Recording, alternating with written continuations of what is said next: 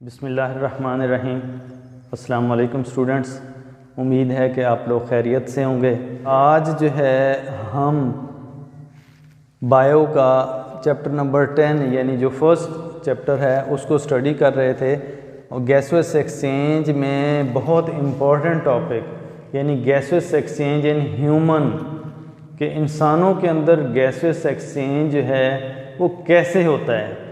बेटे gases exchange जैसे कि आपको पता है कि बहुत ही अहम अमल है और इस अमल के ज़रिए बेसिकली ह्यूमंस के अंदर इन गैसों में से क्या ऑक्सीजन जाती है और वो जो ऑक्सीजन है वो ज़रूरत होती है, इस्तेमाल होती है फूड की ब्रेक डाउन के लिए।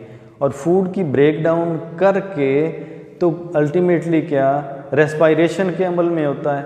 और ये जो रेस्पायरेशन है आप जानते हैं कि सेल के अंदर माइटोकॉन्ड्रिया जो सेल ऑर्गेनल है वहाँ पे हो रही होती है, वहाँ पे ऑक्सीजन चाहिए तो अल्टीमेटली ऑक्सीजन वहाँ तक पहुँचती है।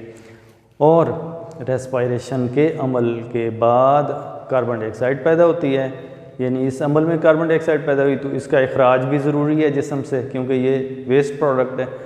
तो वेस्ट अल्टीमेटली पहुंचती है लंग्स तक और लंग्स जो हैं इसको फिर बाहर जो है वो निकाल देते हैं। और इस सारा ये जो अमल है ये ह्यूमन के अंदर और जो हायर एनिमल्स हैं उनमें एक मखसूस पूरा एक सिस्टम है ऑर्गन्स का, और उस सिस्टम को बोलते हैं रेस्पायरेटरी सिस्टम।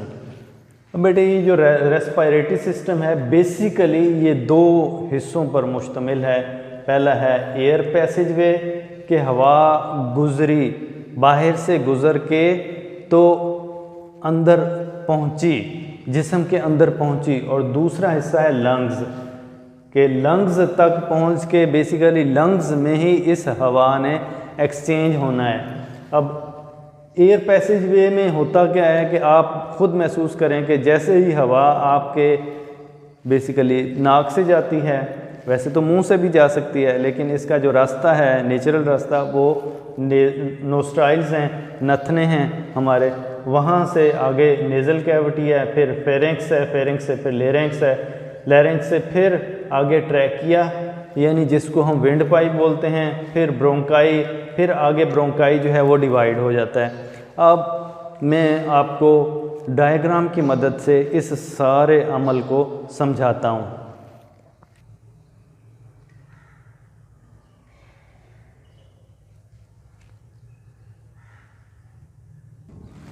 तो स्टूडेंट्स हम चलते हैं डायग्राम की तरफ।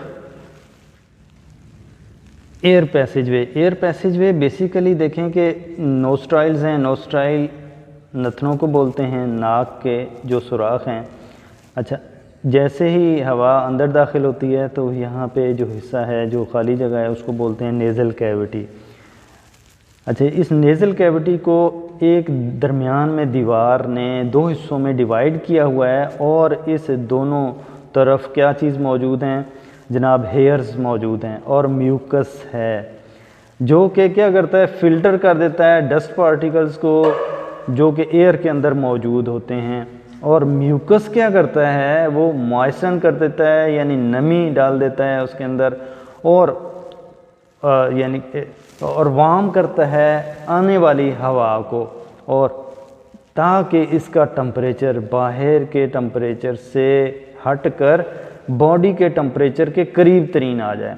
फिर क्या होता है कि ये फेरिंक्स से होकर आ जाती है जनाब कहाँ पे, फेरिंक्स जो है ये क्या है, फेरिंक्स रास्ता है, वो रास्ता जो फूड और हवा दोनों के लिए कॉमन है। अब देखिए फूड जब आएगा तो ये फूड के इधर फूड पाइप में चला जाएगा, फूड पाइप के बिल्कुल फ्रंट के ऊपर जो है वो विंड पाइप है जिसको ट्रैकिया बोलते हैं। अब फेरिंक्स के बिल्कुल नीचे वाली साइड के ऊपर जो रास्ता है जो दीवार है इसको बोलते हैं ग्लॉटिस। ये नैरो ओपनिंग है और यहाँ से हवा होकर कहाँ दाखिल हो जाती है, लेरिंक्स में। अच्छा, इस ग्लॉटिस को जब फूड ने आना होता है तो क्या होता है कि ग्लॉटिस को रोकने के लिए एक फ्लैप है, मस्कुलर टिश्यूज़ हैं, उस ताकि फूड जो है इधर विंड पाइप के अंदर दाखिल ना हो, सीधी जो है वो फूड पाइप के अंदर चली जाए। तो ये जो फ्लैप ऑफ टिश्यूज़ है इसको बोलते हैं एपिग्लॉटिस। ये ग्लॉटिस को बंद कर देता है, यानी इस रास्ते को बंद कर देता है। जब फूड आती है मुंह से तो वो सीधी जो है वो फूड पाइप के अंदर चली जाती है। अब हवा आई तो हवा ने जो है उस वक़्त ये रास्ता खुला होता है, हवा ने आ गई कहाँ, लेरिंक्स की तरफ। लेरिंक्स जो है ये बेसिकली क्या है कि इसको हम साउंड बॉक्स भी बोलते हैं। इसके अंदर 2 वोकल कार्ड्स होते हैं और वो वोकल कार्ड्स जो हैं वो स्ट्रेच हुए हुए होते हैं, और जब एयर इसमें से पास करती है तो क्या वो वाइब्रेट करते हैं और आवाज़ पैदा होती है, साउंड पैदा होती है, जब जैसे हम बोलते हैं। बस तो स्पीच का भी ये कॉन्सेप्ट है, वो इसी के अंदर वो अपने खुद सेल्फ स्टडी करना है। अच्छा, फिर जो हवा है वो आगे ट्रैकिया के अंदर, ट्रैकिया जो है ये जिसको हम विंड पाइप बोलते हैं, इसके अंदर सी शेप जो हैं कार्टिलेजिनस रिंग्स हैं, कार्टिलेज के बने हुए। उन रिंग्स का क्या है, उसकी अहमियत क्या है, अफादियत क्या है कि जब एयर पास ना हो रही हो तो ये इसको खुला रखते हैं, ट्रैकिया को, विंड पाइप को खुला रखते हैं। तो इसके बाद ये जो ट्रैकिया है ये डिवाइड हो जाता है किसके अंदर, ब्रोंकाई के अंदर, दोनों साइडों में। यानी कि ह्यूमन के अंदर 2 ब्रोंकाई मौजूद होते हैं। हर तरफ का ब्रोंकाई जो है वो अपनी तरफ, ब्रोंकस जो है वो अपनी तरफ के लंग्स में आके डिवाइड हो जाता है। और डिवाइड होने के बाद क्या होता है कि ये ब्रोंकियोल्स में डिवाइड हो जाता है, कन्वर्ट हो जाता है। नया जो पाइप है उसको कहते हैं ब्रोंकियोल्स। ब्रोंकियोल्स जो हैं इसके अंदर भी कार्टिलेज मौजूद होते हैं। फिर ये फर्दर डिवाइड हो जाता है और उसको हम बोलते हैं एल्वियोलर डक्ट्स। ये जो एल्वियोलर डक्ट्स हैं ये फिर फर्दर डिवाइड हो जाती हैं और इनके एंड के ऊपर जो आखिर में जो छोटे छोटे बबल्स गुब्बारे से होते हैं, उन गुब्बारों को बोलते हैं एल्वियोलाई। और ये जहाँ इसमें आपको देख रहे होंगे एल्वियोलाई का कॉन्सेप्ट, कि ये जो एल्वियोलाई है बेसिकली ये वो जगह है जहाँ पे एक्सचेंज ऑफ गैसेस होनी है। अब मैं एक दूसरी स्लाइड के ज़रिए इसको मज़ीद वाज़ेह करता हूँ कि एक्सचेंज जो होती किस तरह से है। अच्छा, ये एक स्ट्रक्चर है एल्वियोलस का। बेसिकली एल्वियोलाई जो है ये रेस्पिरेटरी सरफेस, जैसे मैंने आपको बताया ह्यूमन बॉडी के अंदर रेस्पिरेटरी सरफेस प्रोवाइड करता है कि जहाँ पे एक्सचेंज मतलब है तबादला गैसों का होता है। और हर एल्वियोलस जो है, यानी इसके अंदर हर एल्वियोलस जो है वो क्या है कि वो बना हुआ है single layer of epithelial cells का, जो कि जिनके बाहर ये देखें, एक जो है वो एल्वियोलस है और उसके बाहर कैपिलरीज हैं। अब यहाँ से जो है वो डीऑक्सीजनेटेड ब्लड आया। डीऑक्सीजनेटेड ब्लड ने क्या किया कि कार्बन डाइऑक्साइड जो है ये एल्वियोलस को दे दी और यहाँ पे जो एयर मौजूद थी उसमें से ऑक्सीजन निकाल ली।